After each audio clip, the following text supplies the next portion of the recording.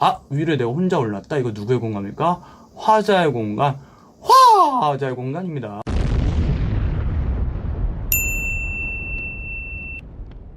자, 안녕하세요. 오늘 3인곡 세 번째 시간, 본사에서 가을과 겨울을 한번 다뤄보도록 하겠습니다. 자, 계속 얘기했습니다. 중요한 것 두 가지를 꼭 잡아줘야 됩니다. 첫 번째, 계절적 배경을 상징하는 시어.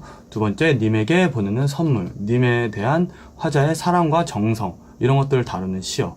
이것들을 찾아줘야 됩니다. 보냅니다. 다, 선물들. 계절적 배경 처음에 나오고요. 자, 하룻밤, 설이 기운에, 설이 기운이죠?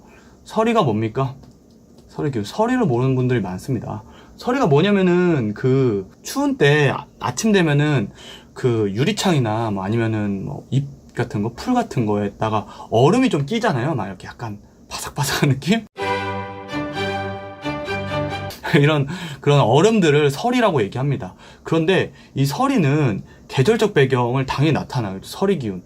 그런데, 얘는 보통 되게 많은 학생들이 겨울이라고 얘기하는 경우가 많아요. 근데 이거는 계절 중에 가을 상징하는 대표적인 계절적 배경 시험인데, 이거는 3인곡 뿐만 아니라 수능까지 가는 그 어떤 길에서도 설이라는 말이 나오면은 가을이다 이런 식으로 잡아주는 게 엄청 중요합니다. 왜 그러냐 얘기를 하자면은, 이게 사실 우리나라 절기와 관련이 있어요. 상강이라는 절기가 있는데, 이게 가을이야. 10월쯤 됩니다. 근데 이게 서리가 처음 내리는 걸 상강이라니까 가을이 되면 이미 서리가 내리기 시작한다, 이런 맥락으로 접근해주면 됩니다. 자, 계절적 배경을 상징하는 시어. 기러기도 가능합니다. 기러기, 가을 철새죠. 그쵸? 울어서, 그쵸? 얘다 지나갈 때 기러기가 울면서, 얘다 뭐였죠? 지나다, 지내다. 여기서는 지나가다 라는 식으로 얘기한다. 하룻밤에 설이 기운에 기러기가 울면서 지나갈 때, 자, 오늘 이제 가을이랑 겨울에서 중요한 거는, 자, 임금님의 공간과 임의 공간과 화자의 공간을 구분하는 겁니다. 이거를 은근히 서로 다른 건 이질적이란 말이 뭡니까? 이 중에서 가장 다르다라고 얘기해 주시죠. 임의 공간을 상징하는 그 공간과 화자가 있는 공간을 상징하는 이 공간, 이 두 가지 공간이 계속 번갈아 가면서 나와요. 교차하면서 자주 나와요. 그러니까 이 두 개를 찾아줘야 돼. 그러니까 이건 님에 대한 공간, 이거는 나에 대한 공간. 이거는 외우는 게 아닙니다. 해석해서 이해해서 이건 님 공간이지, 이거는 화자의 공간이네, 이렇게 해서 구분을 해줘야 돼요. 자, 위루, 루는 집루자죠. 위루에 내가 이 공간은 누구의 공간이냐? 내가 혼자 올라서 수정염을 걷어봤는데, 자, 수정염이라는 것은 발입니다. 발이 뭐예요? 중국집 가면 이렇게 돼가지고 문에 이렇게 달려있잖아요. 이렇게 뭔가 이렇게 촤르륵 하면서 이렇게 하는, 옛날로 말하면은 창문이야. 옛날에는 이게 창문이라고 봐주면 됩니다. 그러니까 창문 열었다, 뭐 이런 얘기죠. 창문 걷었다, 뭐 커튼 걷었다. 근데 잘 봐요. 위로에 내가 혼자 올라서, 위로에 내가 혼자 올랐다. 이거 누구의 공간입니까? 화자의 공간. 화자의 공간입니다. 자, 동산에는 달이 나고 북극에 별이 보이니, 그쵸? 자, 동산에 달 떴어. 그 다음에 북극에 별이 떴어. 자, 뭐 창문 보니까 달 떴고 별 떴다는 얘긴데, 님이신가 반기니 눈물이 절로 난다. 그걸 중에 뭔가 님이라고 생각하고 내가 울었다는 거야, 뭔가. 근데 이거는 보통 이게 달이냐 별이냐 님을 상징하는 시어가 둘 중 하나는 님일 거 아니에요. 보통 별을 님이라고 봐줍니다. 왜 그러냐면은 앞으로 달빛을 뭔가 할 거예요. 그리고 별이 바로 연결됩니다. 그러니까 뭐 둘 다 님이라고 얘기하는 경우도 있지만 주로 별을 님이라고 얘기하고 다른 용도로 쓸 거기 때문에 일단은 스킵. 자, 동산에 달 뜨고 북극에 별이 보이니까, 그러니까 별 보고 나서 님이신가 반긴 거 아니야, 내가. 님을 상징하는 거, 북극의 별 앞에는 뭐가 있었죠? 달이 베개 맡을 비추니 달. 자, 님이신가 반기니 눈물이 저절로 난다. 님이야. 헤어지고 나서 이렇습니다. 뭐만 있어도 갤까? 아니죠. 그렇죠? 헤어지면 헤어진 거죠. 자, 청광을 쥐어내서, 청광이 뭐 맑은 빛입니다. 무구빛이야, 이거 달빛이야. 그걸 쥐어내서 봉황루, 이거 누가, 이것도 집이죠? 봉황이라는 이름이 집에 내가 붙인다. 편지 붙이듯이. 택배 붙인다. 택배 붙인다. 중고로운 평화나라에서 뭐 택배 붙였습니다. 근데 뭐 10만원짜리 벽돌을 산다든지 뭐 이런 거. 봉황루에 내가 붙였어. 근데 뭘 붙였어? 청광을. 그 달빛이 이렇게 딱 비쳤다? 근데 달빛을 이렇게 내가 손으로 확 쥐어냈어. 그래서 막 싸. 그래서 봉황루에 붙였어. 자, 이걸 한번 봅시다. 재밌는 부분이야. 청광은 빛이야. 달빛이야. 그걸 쥐어냈어. 그래서 붙였다. 일단 얘기할 수 있는 거. 세 번째, 가을의 선물은 뭐다? 청광이다. 나 청광 보냈으니까. 그러니까 이런 거요. 택배 왔습니다. 택배 왔나? 봤더니 빛이 확. 재미없죠? 미안해요. 자, 그러니까 빛을 보낸 겁니다. 달빛을 보냈어요. 되게 독특하죠? 그러니까 이거를 어려운 문제 중에서 이런 얘기를 했어요. 문학적 상상력이 가미되었다. 혹은 뭔가 우리가 이렇게 실제로 뭔가 잡을 수 없거나 이런 것들을 문학적 상상력을 통해서 얘기하고 있다. 이런 거 얘기할 때 청광을 얘기해 줄 수 있습니다. 그리고 봉황루에 붙였어. 그러면 이거는 님의 공간이야? 나의 공간이야? 이걸 그러니까 받는 애가 님이니까 이거는 님의 공간이라고 봐줘야 됩니다. 자, 근데 여기서 끝이 아닙니다. 청광은 더 중요한 얘기가 있어요. 누 위에, 누는 그 받은 애 그 집 위에 걸어놨다는 거죠. 이렇게 우리 뒤에 있는 옷 걸렸듯이. 파랑은 온 세상입니다. 온 세상. 온 세상이라고 해주는 게 맞아요. 뭐 속세 이런 거랑은 얘기보다는 옛날 사람들은 뭐 온 세상이 뭐 팔각형 뭐 그런 의미로 오는 거라고 해서 다 비춰서 심산궁고 깊은 산 골짜기들 굴곡진 골짜기들을 점낫 대낮 같이 만들어 주소서. 이거 왜 있냐 이거는. 자, 봐봐요. 내가 빛을 보냈어. 달빛을 님한테 슉 보냈어. 근데 님이 봉황루에 있으니까 그걸 받았어. 그러니까 누 위에 걸어놨어. 임금님이. 그러니까 달빛 왔네? 그거를 내가 집 위에다 걸어놨어. 그럼 이 누는 누구의 공간이다? 님의 공간이다? 화재의 공간이다? 임의 공간. 누 위에 걸어놨어. 임금님이. 그래서 온 세상을 다 비추는 거야. 그래서 그 온 세상이라고 얘기할 수 있는 그런 것들을 대낮같이 만들라는 거야. 근데 이거 심상치 않다는 겁니다, 이게. 자, 두 가지 얘기를 할 수 있어요. 아니, 왜 선물을 그냥 받아서 좋고 말고의 의미를 떠나서 온 세상을 이제 비춰야 되는 거잖아요. 그러니까 이거는 임금님이 나의 어떤 충고나 나 이런 것들 얘기를 들어서 온 세상을 잘 다스려 주소서라는 거랑 연결할 수 있다는 겁니다. 간단하면서 착한 정치를 해라 이런 건데, 착한 정치를 다른 말로 선정이라고 하죠. 그렇죠? 님이 선정을 하기를 원한다라는 해석이 가능합니다. 그러면은 이 심상궁곡은 한마디로 해서 세상인데, 다른 말로는 백성들, 온 나라, 사람들 이렇게 얘기할 수도 있어요. 또 세상, 우리 나라를 얘기할 수도 있고, 다른 말로는 또 화자 자신도 좀 비춰주십시오. 이런 두 가지 의미로 해석될 수 있습니다. 자, 그러면은 선정, 님이 이게 의미를 뭐라고 봐주냐? 야, 누에 걸어두고 파랑을 대서 심상궁곡을 대낮같이 만드셔서 이거는 님이 선정을 베풀기를 소망함 이라고 얘기할 수 있죠. 자, 이 부분은 조금 고난도를 얘기해 볼게요. 뭐냐면은 화자가 여성 화자예요. 여기는 다. 근데 갑자기 신화로 돌변한다, 혹은 남성 화자로 돌변하는 부분이 있다고 물어보는 게 있었죠. 화자가 왠지 안 맞는데? 그러니까 이런 거야. 간단히 말해서 여성 화자, 단순히 사랑하는 님을 헤어졌던 여성 화자였다면, 사랑하는 님 보고 싶어요. 님한테 선물 보내고 싶어요. 그래, 선물 보고 나서 나라고 생각할까? 이런 정도로 얘기할 텐데, 얘는 좀 다르다는 거. 빛을 받아서 온 세상을 또 이걸 비출 거야. 그러면은 선정을 베풀어라 라는 식으로 얘기가 된다는 건데, 그러면은 여기서 조금 더 나아가서 여기서는 화자가 남자 혹은 신하 혹은 정철 본인이 드러나고 있다. 이 부분에서, 그렇죠? 심상궁곡을 대낮같이 만들어 주셔서, 이 부분은 화자가 남성 화자로 갑자기 바뀌었다든지 혹은 신하로 바뀌었다든지 정철의 본 모습이 드러난다든지 이런 얘기할 때 얘기해 줄 수 있는 부분이라고 얘기하면 됩니다. 자, 얘기 정리해 볼까요? 자, 공간부터 한번 정리해 볼게요. 자, 위로 화자의 공간, 그 다음에 동학루 님의 공간, 누 위에 임금님 받아서 그 누 위에 걸어놓은 거죠. 임금님의 공간, 임의 공간. 자, 계절적 배경을 나타낼 수 있는 거 두 가지입니다. 여기서는 서리와 기록이. 주로 서리로 많이 가줍니다. 자, 그 다음에 님에 대한 선물. 독특하죠? 청광. 자, 다음은 가을로 넘어가겠습니다. 그래서 님에게 선정을 갈망한다는 게 님이 선정을 베푸기를 갈망한다고 보통 책에서나 자합서는 얘기할 거예요. 아니라면 님에게 내가 선정을 받기를 바란다. 왜냐면 심상공곡을 자신으로도 대입시킬 수 있으니까. 자, 이제 가을로, 겨울로, 고고고.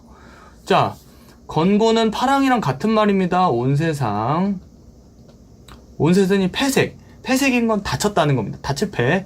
다쳐가지고 백설, 아이고, 눈치챘죠? 이제 알죠? 뭡니까? 알 거야. 계절적 배경을 나타내는 시어. 자, 이제 네 가지 다 찾았습니다. 자, 네 개 다 모았다. 계절적 배경. 처음에 봄에는 뭐였습니까? 동풍, 매화.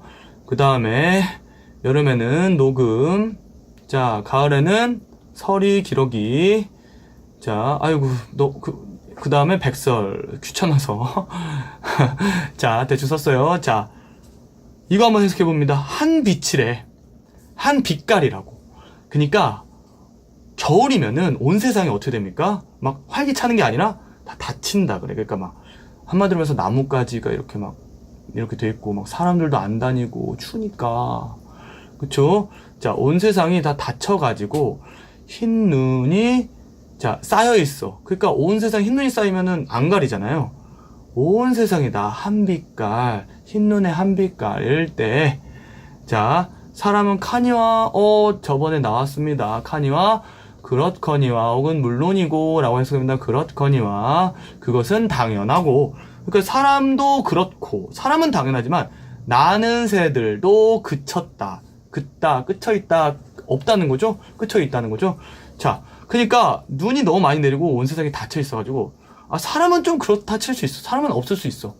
근데 나는 새들도 끊겨있다. 아니, 사람은 뭐 그렇다 치는데 나는 새들도 안 보이네? 뭐 이런 얘기입니다. 자, 소상난방도 추움이 추움이라고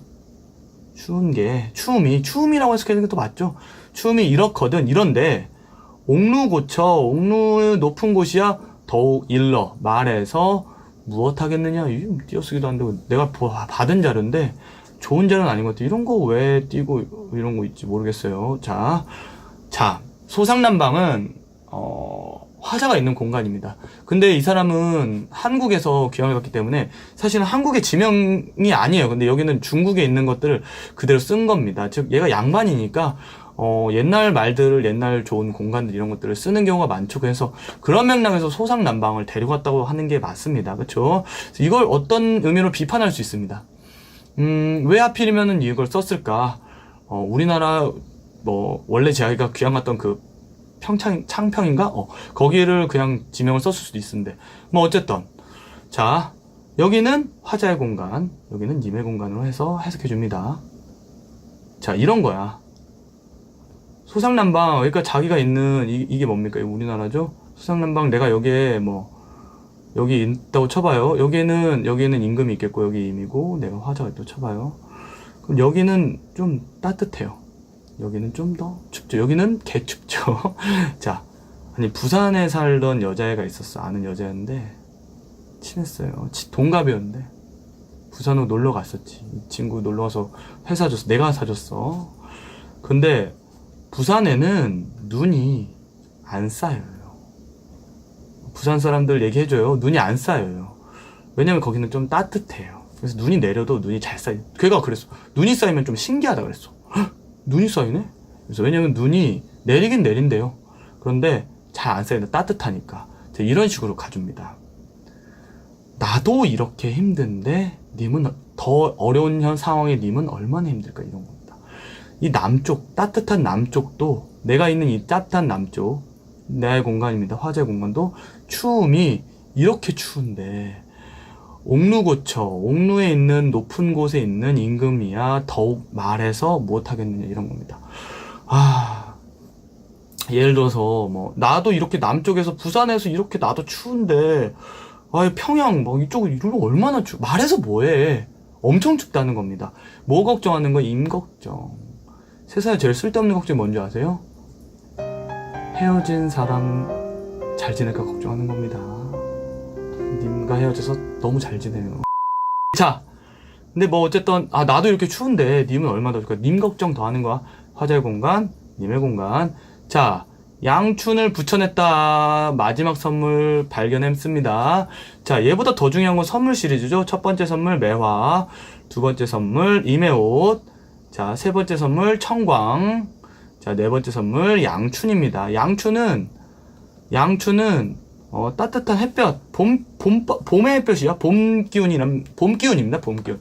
봄의 햇볕을 내가 보내. 이것도 이상하죠? 그러니까, 보낼 수 없는 걸 보냈다. 문학적 상상력이 들어갔다. 그러면은, 청광, 양춘 둘 다 잡을 수 있어요. 주로 청광입니다. 양춘을 내가 붙여서, 왜냐면 봄 기운을 보낼 수는 없으니까. 달빛을 보낼 수 없으니까. 님 계신데, 어떻게 하고 싶어요? 쏘고 싶어요. 자, 쏘고자 한다. 자, 모첨은 초가첨화죠. 초가집이라고 얘기해도 됩니다. 초가첨화인데. 초가집에 비친 해를 옥루에 올리고 싶구나. 내 집에 내가 있는 곳에 비친 해를 옥루라는 곳에 보내고 싶구나 라고 합니다. 그쵸? 비친 해. 양춘이겠죠? 같은 말이겠죠? 그럼 이거는 나의 공간, 화자의 공간. 이거는 님의 옥루고초. 사실은 스포일러 되어 있습니다. 님의 공간. 햇빛을 님에게 보내고 싶구나 라고 얘기합니다. 자, 홍상을 님이 차고는 둘러차고 뭐 이런 겁니다. 취수는 홍상은 빨간 붉은 치마, 얘는 푸른 소매, 옷소매입니다. 이걸 반만 걷어. 지금 저처럼 반만 걷어서. 그렇죠? 자, 홍상을 님이 차고, 그러니까 자기 모습이야. 대꾸되죠? 뭐뭐는 뭐뭐하고 대꾸되죠?